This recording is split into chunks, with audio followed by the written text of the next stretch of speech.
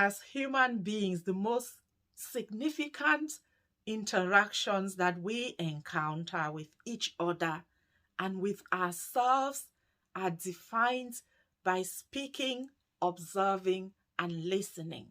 And that is what communication is all about. But today I want to speak specifically about listening in communications. Because until you're able to listen effectively, you will misunderstand everything. You misunderstand what is being communicated to you by your own body, in your own mind, in your own heart, and in your own space. What are all those feelings saying to you, and why are they coming to you now? You have to be able to listen and interpret that information. Because you cannot listen to other people when you miss your own clues. When you miss your own signs, you will miss those that others are giving you in communication. Being able to listen effectively can be in a mental or cognitive space. Because until you're able to understand that person from their point of view, from the frequency in which they are sharing that information, you will misunderstand them. Because communication is all about perspective. That person that you're listening to, it is their perspective that is important in that moment of communication, not yours. So you have to rise above and find yourself listening to them and drifting into that place where they're coming from. By listening to the words, but most importantly, listening to the feelings that they attach to those words that they are giving you. Because sometimes we say something else and mean another, but your heart shows what that thing means to you in your communication. Sometimes we say, I hate you, but what we really mean is, I love you, but I hate what you did to me. And you have to be able to read between the lines to understand somebody effectively. In other situations, you have to listen in the context of which that information is being shared with you. Because take it out of that context and it will mean something completely different. Sometimes things are only valid in that space where they are shared. Somebody says something now and they mean every word of that because it meets that context. It meets their mood. It meets the feelings that they are feeling now towards you or a project or a process. And tomorrow, that same person may feel differently about that exact same thing. And if you then start to judge them for the rest of their life based on that moment and that concept that you captured, then you will misunderstand them because that issue is no longer in that context for them. In other cases, we take things out of context. We repeat the same thing. They told you they don't want to give you £10,000 for that project, but they may be willing to give you £10,000 for something else. So you have to listen keenly to make sure that they are understood in that response and whether that response defines what you have used to then define them by. So the act of listening is something that enables you to make an appropriate assessment of a situation, to make a diagnosis of where that person is at in terms of their thinking and their feelings and their engagement with that thing that they are speaking about. And until you've made that understanding and that assessment, you talking back is not valuable because you're sharing or giving feedback or opinions to things that you haven't understood. So take the time to listen first and understand and feedback to make sure that you've understood them well.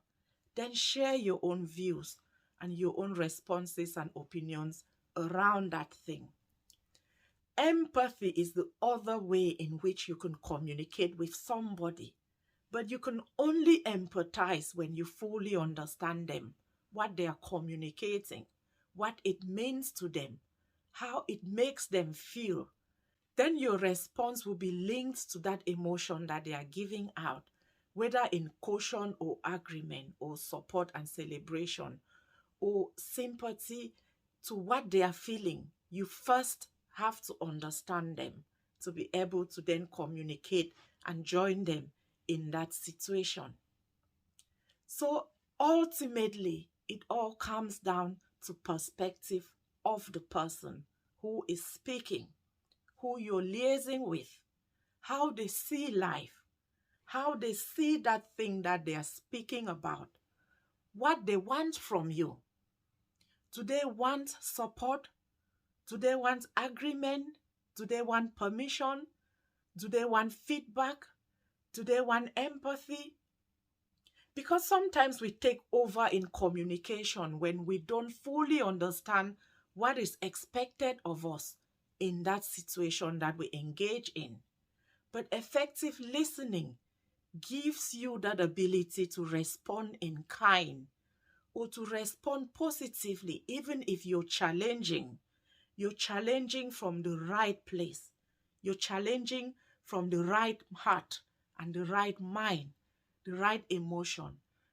You can challenge somebody who will respect you because you listened to them and you told them wholeheartedly that you think that what they are embarking on is not the right path, because you've listened and you're going to feed back appropriately in a way that will make them understand where you're coming from as well. Sometimes we take over conversations and we give feedback that doesn't align with that information that has been shared with us. We give feedback that is coming from our own opinions of self, our own opinions of need and desires that are valuable to us, and not that information that has been shared with us, and not that feedback that was requested of us. And that is where communication becomes ineffective, because we dived in without understanding, without a proper assessment and diagnosis, and we gave prescriptions and opinions that do not align with what that person communicated to us, what they expected of us in terms of that knowledge or value or feedback that they gave us. When you listen to somebody, make sure that you don't make assumptions and then respond to those assumptions that you have created of that person's words or feelings.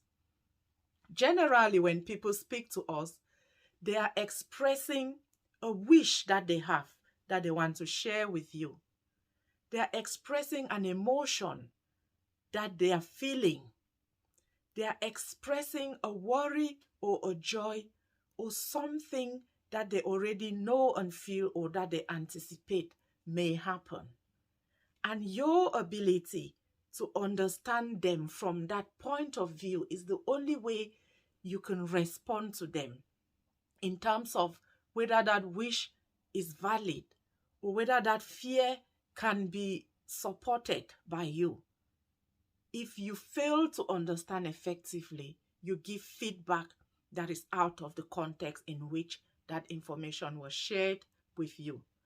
Or you give feedback that aligns with you and your view of that situation and not the person who brought it to you and not the value that they wanted from you for that situation.